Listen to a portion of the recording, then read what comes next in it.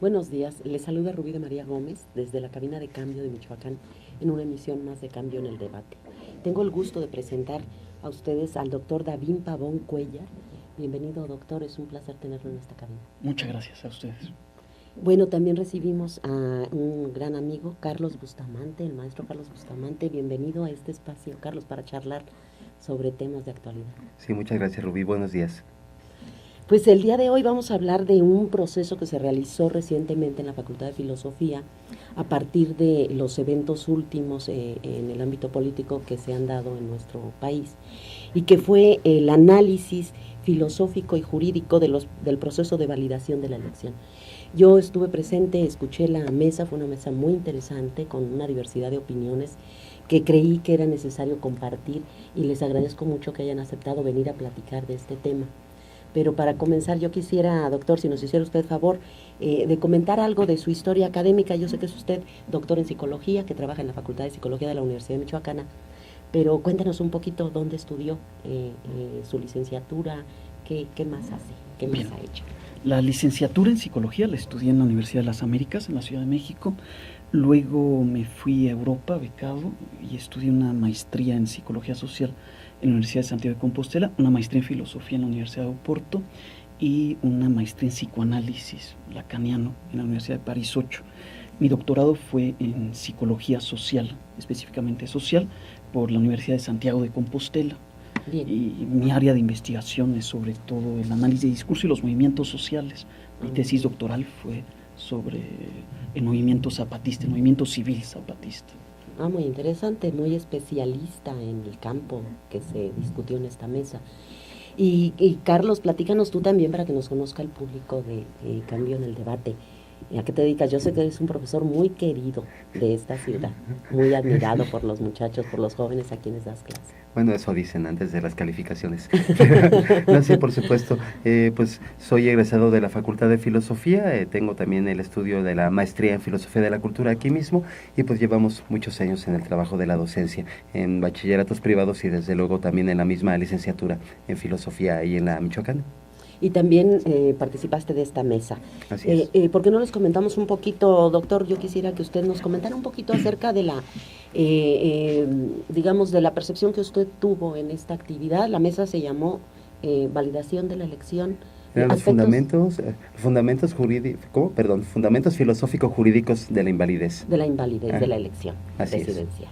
¿Por qué no nos platica un poquito de su postura, que fue muy interesante? Sí, bueno, en primer lugar me gustó mucho la mesa y las intervenciones que hubo. Me enteré de algunos detalles que no conocía del proceso de validación y que confirmaron mi opinión de que esta elección no debió ser validada. Mi postura inicial era que la elección no debía ser validada por diversas razones.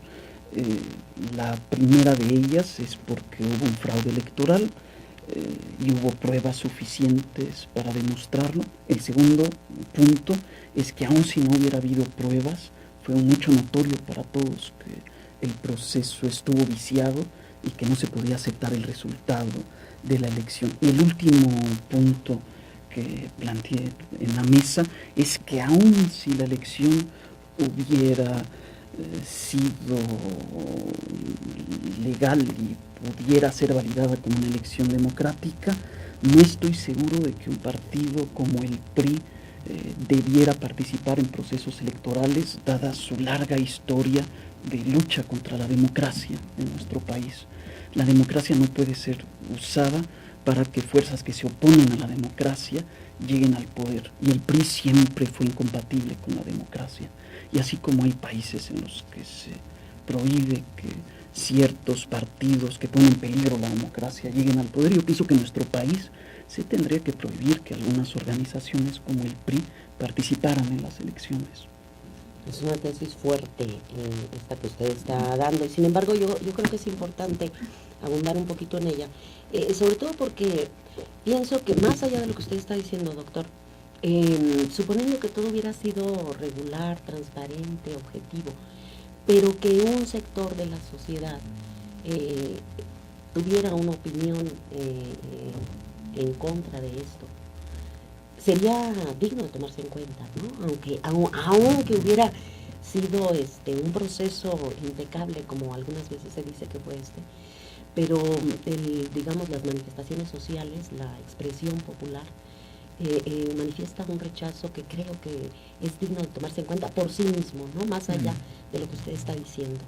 ¿Qué pensaría respecto a esto? Vamos a suponer que efectivamente son malos entendidos. ¿Sería o no válido que la gente exigiera una explicación?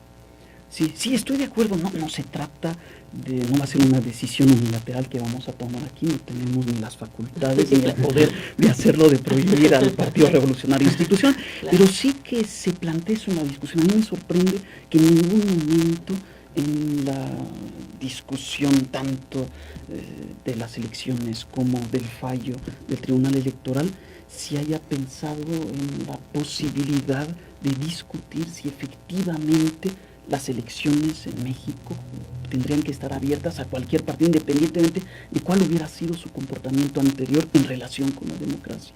Y finalmente las reivindicaciones de los muchos jóvenes del 132 van en ese sentido. Temen al PRI porque temen perder el poco espacio de decisión democrática que creían haber conquistado, porque al final se vio que es muy poco espacio de decisión democrática el que se tenía. Pero bueno, ven al PRI como un peligro para la democracia, y nosotros, nuestro papel acompañando a los jóvenes es mostrar que en otros países, se han prohibido partidos por esta razón. ¿Y por qué no en México? Una posibilidad, no pienso que ocurra, pero me gusta insistir en esa idea por su carácter disruptivo y porque puede hacer pensar a la gente. Claro que sí. ¿Qué entendemos por democracia? ¿Por qué no? Tú que además has estudiado el tema, Carlos, claro, con cierta profundidad, ¿por qué no empezamos por ahí, por definir un poco lo que es la democracia o cómo la entendemos? Sí, y yo creo que es muy buen punto, porque justamente pensaba ahora que lo comentabas, Ruby, es muy interesante ver que los jóvenes, no solo ellos, pero muy especialmente ellos y de manera particular los que se han integrado en el movimiento Yo Soy 132, de hecho encuentran insuficientes los espacios institucionales, los espacios más o menos previstos por la ley para expresar sus inquietudes. Y bueno, del otro lado, la gente de los órganos electorales y la gente del mismo PRI han estado en un tono que podríamos llamar prácticamente de regaño frente a los jóvenes, precisamente por no conformarse con estos espacios que ellos mismos se encuentran insuficientes, lo cual nos conduce a tu pregunta de ahora. Bueno, pero entonces, ¿cómo entender la democracia? A mí me parece que desde luego es una palabra con una cantidad de sentidos que no podríamos ni siquiera pretender, no digamos agotar, esbozar ahorita, pero se puede pensar en dos tipos de definición de democracia. Una más apegada a la formalidad del procedimiento, la elección de representantes por medio de algún tipo de votación, etcétera, y otra que tiene que ver más bien pues con principios y de hecho con toda una forma de vida. Yo creo que en el caso mexicano no hemos podido aprender, y aquí es donde entra muy claramente la idea de David de reflexionar acerca de lo que queremos hacer con esta entidad llamada Partido Revolucionario Institucional. No hemos podido aprender a vivir la democracia como una serie de valores, y lo poco que teníamos, que es la democracia como un procedimiento en el cual más o menos están de acuerdo los actores y los que juegan el juego democrático, pues lo estamos perdiendo, o si es que no lo terminamos de perder ya. Yo creo que si separamos estas dos maneras de entender democracia, como una serie de principios y prácticamente una forma de vida, o de una manera más restringida, como una serie de procedimientos en los cuales estamos de acuerdo pues en participar todos para elegir a quienes nos han de gobernar, pues bueno, la primera nunca la hemos completado, nunca la hemos terminado de tener, y la segunda la estamos perdiendo, y eso es muy terrible. Doctor, quisiera añadir algo respecto a esta idea de la democracia. Sí, quizá lo único que añadiría es que cuando se habla de democracia en el debate político en México, siempre se está pensando en la democracia en sentido más restringido del término al que se ha referido Carlos hace un momento, y el problema es que esa democracia, que también como él lo ha dicho, es una democracia de baja intensidad, podríamos decir, el problema es que las personas, y en este caso los jóvenes, entienden que ese tipo de democracia no corresponde a todas sus expectativas y a todas sus aspiraciones para el país, y entienden también que están constituyendo un colectivo que no corresponde a la división individual de votos en la que se funda el proceso electoral. De hecho, repudian esa división porque saben que un individuo puede ser comprado con tarjetas de Soriana, pero que un colectivo tiene una fuerza de decisión y puede tener una resistencia hacia los poderes de facto que gobiernan en nuestro país, que son los de los empresarios y no solo los de los partidos políticos, y sobre todo los de las empresas y los de el capitalismo globalizado. Saben que solo pueden tener una resistencia ante eso como colectivo, tomando las calles, manifestando y a través de diferentes iniciativas que no entran en los cauces tradicionales de la política a las que se acaba de referir Carlos. Hay una incompatibilidad entre la democracia de la que están hablando los movimientos sociales en México y la democracia que les están ofreciendo, que ni siquiera es tal. Uh-huh. Sí. Yo, bueno, se dice, se ha dicho varias veces que el problema de México es que tenemos una democracia representativa, no una democracia directa, no una democracia participativa o una democracia directa. ¿Esto apuntaría hacia eso, esta inquietud de los jóvenes, esta manifestación social de rechazo a un proceso que, como dice usted, es un proceso de electoral que tiene sus propias reglas, como se dijo en la propia mesa, ¿no? Y que finalmente pues nosotros no vamos a cambiar, pero sobre la cual podemos opinar, y creo que esto era la intención de la mesa, ¿no? ¿Cómo abona esto? Hablar de esto, las voces críticas, ¿son parte de la democracia? Sí, por supuesto que tendrían que serlo, si me permiten. Las voces críticas son imprescindibles para el funcionamiento de una sociedad democrática, sobre todo si estamos pensando mucho más allá justamente de la cuestión estrictamente procedimental, que es la que a los jóvenes, yo soy 132 por ejemplo, pero no solo a ellos, pues les sabe a poca cosa. Es una especie de democracia de baja intensidad, una democracia que ellos encuentran poquitera, esta que consiste en participar cada cierto tiempo en la elección de los representantes populares o de los gobernantes. Pero más allá de eso, bueno, una democracia que no tenga espacios para las voces que disienten, pues difícilmente se podría llamar democracia desde el punto de vista de los valores de la vida democrática. Esto es muy importante y por supuesto que tendría que escucharse la voz del disidente aunque fuera una sola. El problema es que ahora pues ni eso, y quien disiente es de nueva cuenta señalado o regañado literalmente por quienes se asumen ahora como los representantes y los defensores del sistema democrático. Esto es una serie de paradojas, como las que decías en la mesa, ciertamente. Sí.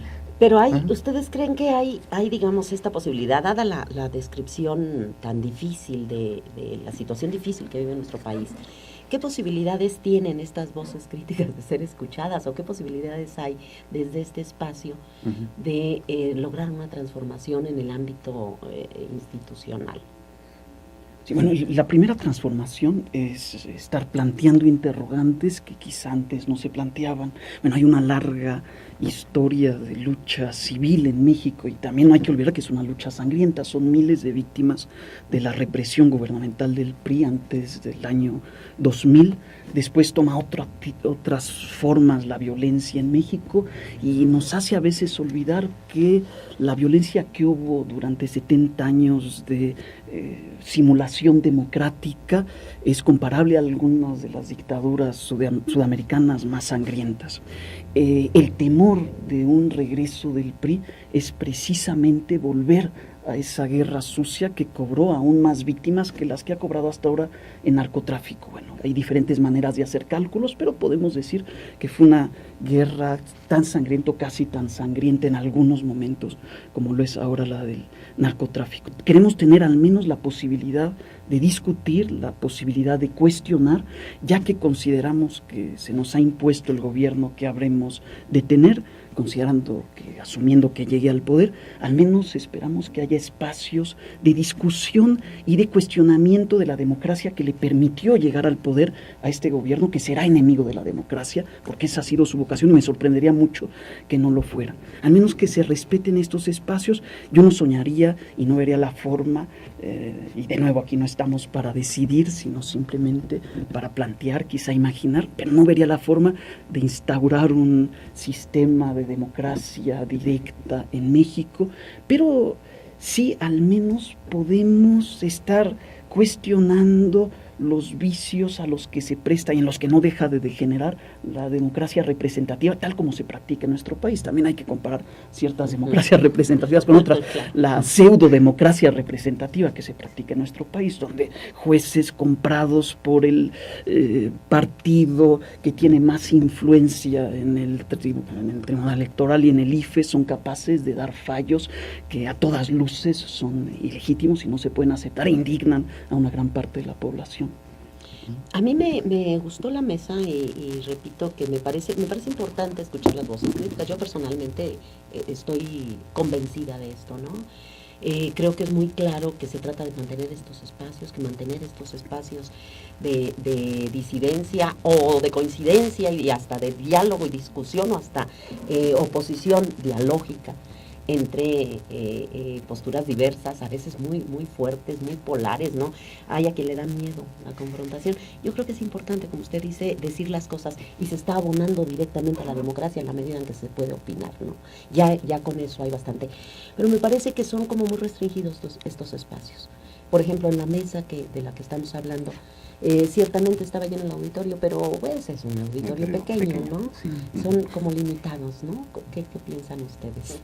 No, es una tarea pues titánica. De nueva cuenta yo creo que se han abierto, pero a fuerza pues de luchar por ellos, se han abierto algunos espacios, algunos en el ámbito académico, como es el caso de una mesa convocada de hecho por los chavos 132 de la Facultad de Filosofía, y algunos otros de este tipo a lo largo del país, por fortuna, pero desde luego ni son los únicos y no bastan, habría que buscar otros. Yo estaba pensando ahora, escuchando a David, que ciertamente el panorama es oscuro. Creo que hemos perdido una oportunidad, pero la hemos perdido porque en realidad nunca nos la dieron, ¿no?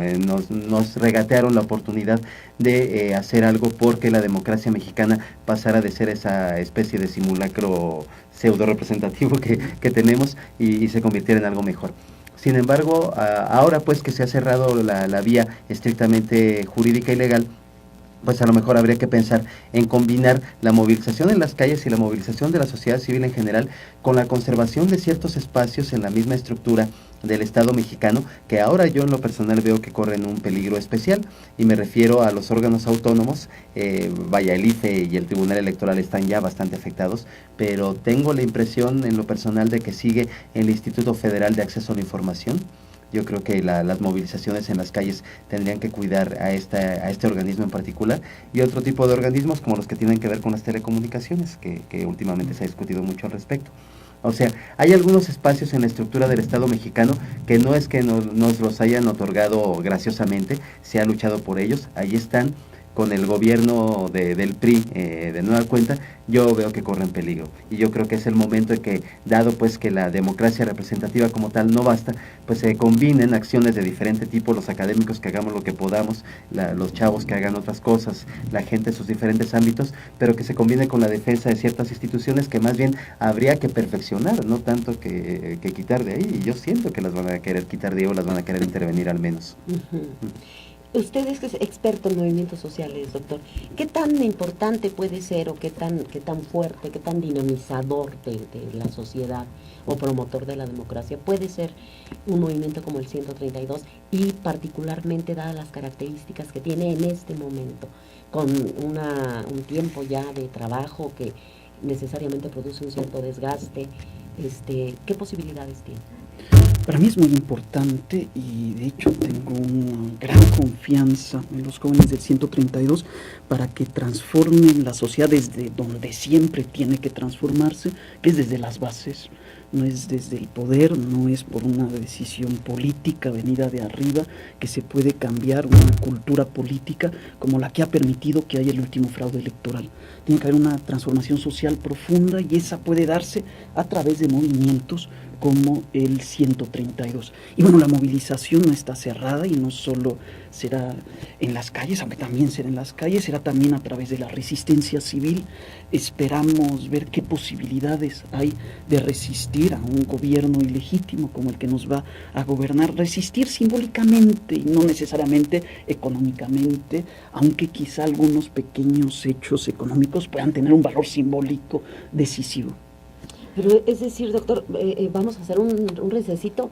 Nada más voy a dejar una pregunta en el aire y ojalá no la alcance a contestar porque el doctor tiene actividades y se tiene que ir. Pero en este proceso digamos, se trataría de esto que dice algunas veces algunas personas, de hacer desde su propio espacio el cambio.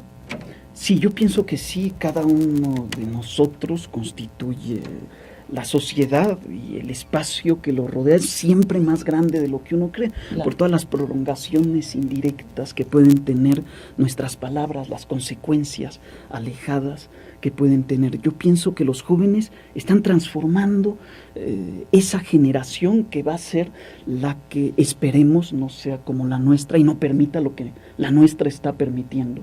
Y la están transformando radicalmente, yo lo veo con mis estudiantes.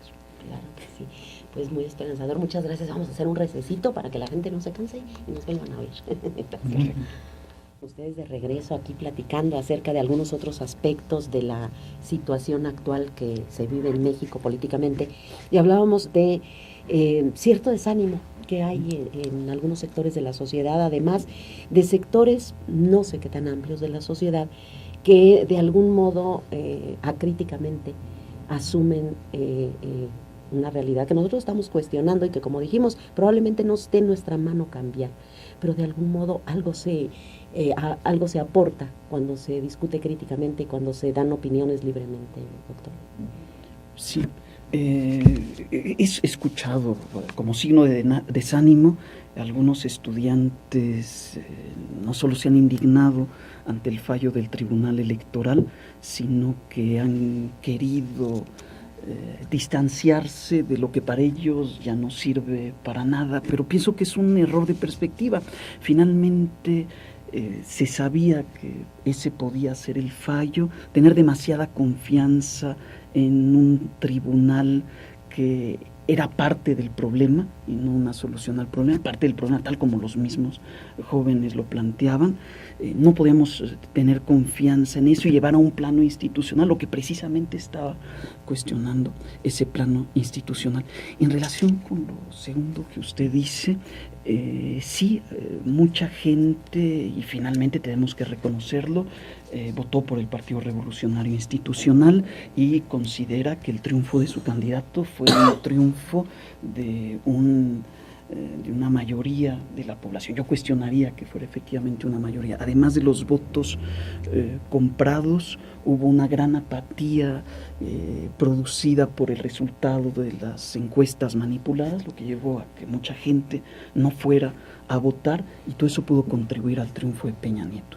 Hay gente que me ha dicho que votó por el PRI. Bueno, sí, el PRI hizo fraude, pero el PAN y el PRD también hacen fraude y todo es fraude, y eso basta ya para deslegitimar la elección. Para mí eso ya sería una razón suficiente para anular esta elección, y eso que es algo que nos están diciendo gente que votó por Peña Nieto. Pero por otro lado, habrá gente, y también lo he escuchado, que dice, pero si se hace otra elección será tan fraudulenta como la anterior, entonces ¿para qué hacer otra elección que sea tan fraudulenta como la anterior? Y esto lo estoy escuchando de gente que votó por el PRI. Los priistas saben, la mayoría saben, algunos ingenuos o cínicos intentan negarlo o lo niegan, ¿no? Pero todos sabemos en México que hubo fraude en la elección y que fue una elección fraudulenta, y eso, bueno, merece discutirse, hablarse en espacios como este, en los que subsiste una libertad de expresión. ¿Por qué vamos a resignarnos aparentemente a un destino de falta de democracia en México? Como si no hubiera solución, como si quienes nos gobiernan tienen que ser tan fraudulentos como aquello que los llevó al poder, y que el fraude fuera un horizonte por el que estamos rodeados y del que no se puede escapar de ningún modo. Claro. No hay como una mala concepción de la democracia, doctor. O sea, cuando se apuesta todo a la transformación desde la institución, no es contradictoria esa idea. Es decir, la democracia involucra la relación entre gobernantes y gobernados, ¿no? Implica participación de los gobernados. Esa es precisamente la definición básica de la democracia, ¿no? Entonces, hacer omisión de las voces sociales, o pretender desde la sociedad que la transformación venga siempre de la institución no es una contradicción con lo que es esencialmente la democracia. Claro.